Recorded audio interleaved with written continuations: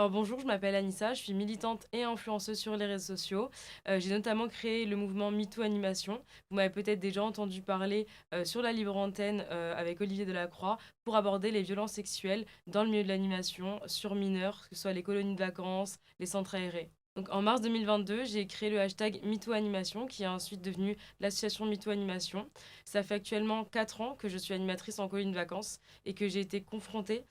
et que j'ai constaté des violences sexuelles sur mineurs de la part de majeurs qui étaient notamment les éducateurs, les directeurs, les animateurs et animatrices. Dès ma première colonie de vacances, j'ai constaté des comportements que je trouvais assez alertants de la part d'animateurs et d'animatrices sur les mineurs que nous avions en charge, que ce soit des animateurs et animatrices qui donnent leur numéro de téléphone pour discuter avec les enfants le soir une fois que les enfants sont couchés, des animateurs qui vont avoir des mains baladeuses, des comportements inappropriés, qui vont aussi sexualiser le corps des jeunes filles et des jeunes garçons âgés de 12-13 ans. Durant ces colonies de vacances, je n'ai pu constater que des comportements alertants de la part de mes collègues, mais c'est après la colonie de vacances, après le centre aéré, que les enfants reviennent vers moi par le biais des réseaux sociaux pour m'expliquer les violences dont ils ont été victimes. J'ai reçu plus de 400 témoignages en l'espace d'un mois d'enfants victimes de violences sexuelles lorsqu'ils avaient 8, 9 ans, 5 ans, voire 17 ans.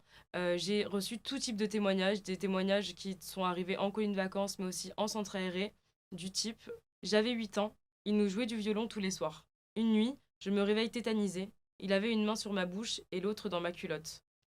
Durant ces colonies de vacances et après ces colonies de vacances, j'ai décidé d'alerter des collègues avec qui je travaillais, d'alerter la direction avec qui je travaillais dans différentes colonies de vacances. Je n'ai eu aucun retour.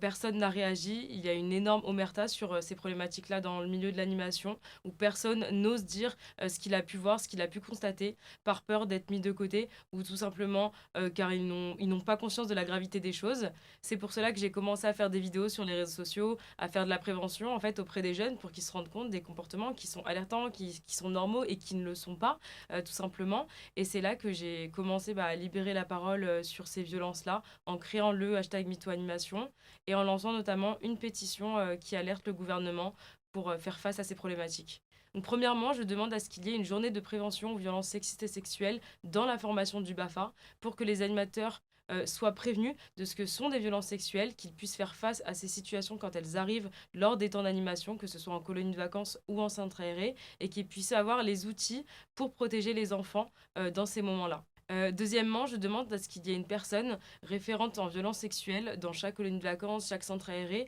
vers laquelle l'enfant puisse se tourner s'il rencontre ce type de problématique et ce type de violence. La troisième demande que je fais dans cette pétition, et qui est pour moi un point capital, c'est d'interdire l'embauche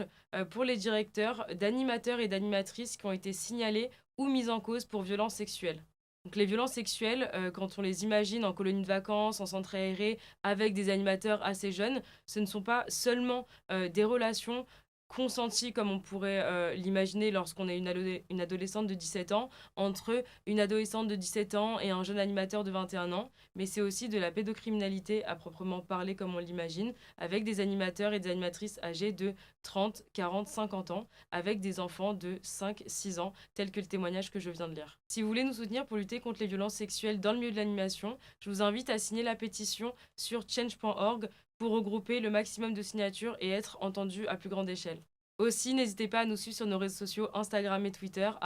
@MeTooAnimation.